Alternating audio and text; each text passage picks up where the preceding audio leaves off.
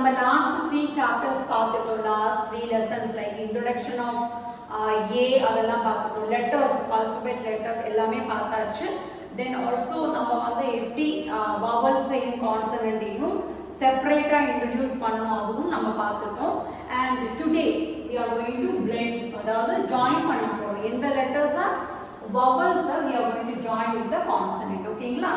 இப்போ இந்த vowels consonant ஓட ஜாயின் பண்ணும்போது actually செப்பரேட்டா நீங்க கேட்டிங்கனா குழந்தைகளுக்கு a ஓட சவுண்ட் என்ன b ஓட சவுண்ட் என்ன they will tell a ஓட சவுண்ட் a b ஓட சவுண்ட் b அப்படினு சொல்லுவாங்க. ஆனா when we are connecting together read பண்ண சொல்லும்போது they find little difficult. so இதுக்கு மெயினா உங்களுக்கு பிராக்டீஸ் தேவை. எப்படி கொடுக்கணும் அப்படினா நீங்க ஜாயின் பண்ணிக்கோங்க. like b a ba k a ka so separate d a da f a fa g a ga h a ha j a ja இப்போ k கூட நம்ம a ஆட் பண்ணலாம். என்ன எதனால இருக்குன்னு யோசிக்கிறீங்க? எஸ் k கூட நம்ம a சவுண்ட் வரவே வராது. ka சவுண்ட் வராது.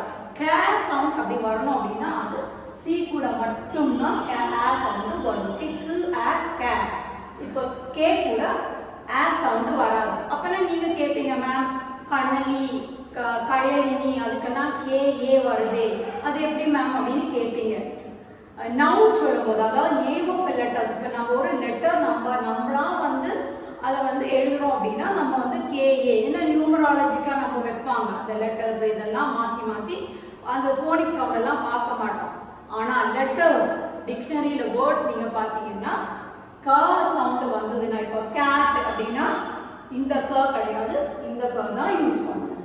ஓகே அதே மாதிரி இதுக்குன்னு ஒரு வவல்ஸ் எல்லாம் தான் இப்போ கே கூட செட் ஆகும். அதுவும் நான் வந்து நெக்ஸ்ட் கிளாஸ்ல உங்களுக்கு சொல்லி தரேன். இப்போ ல a la m a ma once நீங்க thoroughly joining this together next time நீங்க வந்து இந்த b a அப்படினு ஜாயின் பண்ணி சொல்லி கொடுத்துட்டு அதுக்கு அப்புறம் நீங்க b a எழுதும்போது அவங்களால ba ka da fa அந்த மாதிரி ரீட் பண்ண முடியுதான்னு பாருங்க. சரிங்களா?